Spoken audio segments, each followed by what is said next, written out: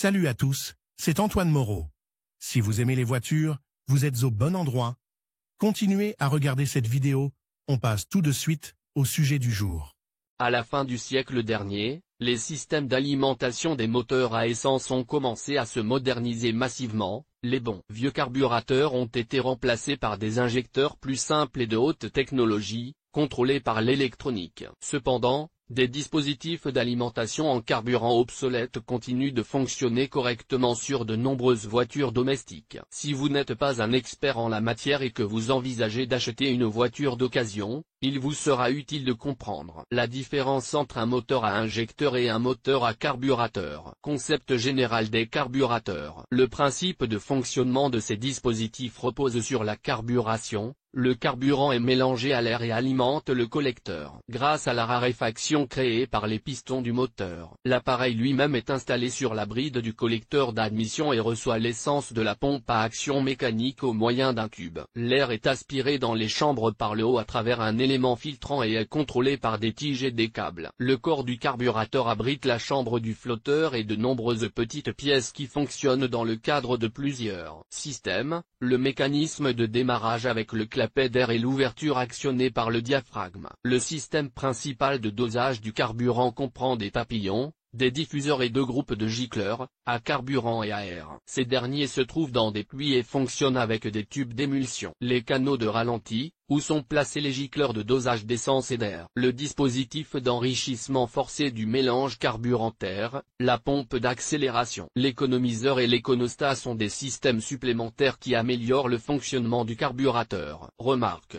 Toutes les pièces de l'unité ne sont pas énumérées ici, leur nombre est trop important. La première différence entre un injecteur et un carburateur est la simplicité de la conception et l'absence d'un grand nombre d'éléments d'usure. Pour démarrer à froid un moteur à carburateur, le conducteur doit tirer le levier d'aspiration, ce qui met en marche le mécanisme de démarrage. En raison de la fermeture du clapet d'air, le mélange de carburant est fortement enrichi, ce qui permet au moteur de démarrer. L'algorithme des travaux ultérieurs est le suivant. Le moteur en marche crée une dépression dans le collecteur et aspire ainsi l'essence mélangée à l'air à travers les conduits de ralenti. Lorsque l'on appuie sur la pédale d'accélérateur, le papillon de la chambre primaire s'ouvre. La quantité accrue de mélange est aspirée par le diffuseur principal et la première paire de gicleurs. La voiture commence à avancer. Une accélération supplémentaire entraîne l'ouverture du second papillon et une dose accrue de mélangeur carburant. Pour atténuer les creux qui se produisent lors de l'accélération, un actionneur mécanique spécial appuie sur le diaphragme de la pompe d'accélération. L'atomiseur installé dans la chambre primaire envoie un jet d'essence pure dans le collecteur lorsque le conducteur appuie brusquement sur la pédale d'accélérateur. Comment fonctionne un moteur d'injecteur? Outre une conception plus simple, l'injecteur se distingue du carburateur par son principe de fonctionnement. Ici, l'élément principal est un injecteur, un atomiseur à entraînement électromagnétique, qui envoie le mélange de carburant directement dans la chambre de combustion ou dans le collecteur d'admission. Les injecteurs sont contrôlés par une unité électronique qui recueille les données des capteurs suivants: position du vilebrequin, débit d'air massique, abrégé en DMRV. Sonde lambda, pour en savoir plus sur cette sonde, cliquez ici. Position du papillon des gaz, position du papillon des gaz. Vitesse. Détonation. Synopsis. Les débitmètres d'air sont progressivement remplacés par un nouveau type d'instrumentation, les capteurs de pression absolue, APS. L'injection d'essence avec de l'air est forcée dans les chambres de combustion. La pression dans la rampe de carburant, où sont connectés tous les injecteurs, est assurée par une pompe à essence électrique. Lorsque les atomiseurs consomment peu de carburant, la pression dans la conduite de carburant est limitée par une soupape qui rejette l'essence dans le réservoir. En voyant la position du vilebrequin, le contrôleur sélectionne le moment où l'injecteur est activé. Lorsque le piston du cylindre se déplace vers le bas, la quantité de mélange fourni dépend de la durée de fonctionnement de l'atomiseur et est déterminée par l'unité de contrôle à l'aide des capteurs de position du papillon des gaz et du DMRV. Les autres jauges sont nécessaires pour ajuster les proportions d'essence et d'air dans le mélange. Grâce à la sonde lambda installée dans le tuyau d'échappement, le contrôleur connaît la qualité de la combustion du carburant. Les compteurs de vitesse et de détonation donnent une image plus complète des performances du groupe motopropulseur. Dans les moteurs des voitures plus modernes, Des dispositifs supplémentaires,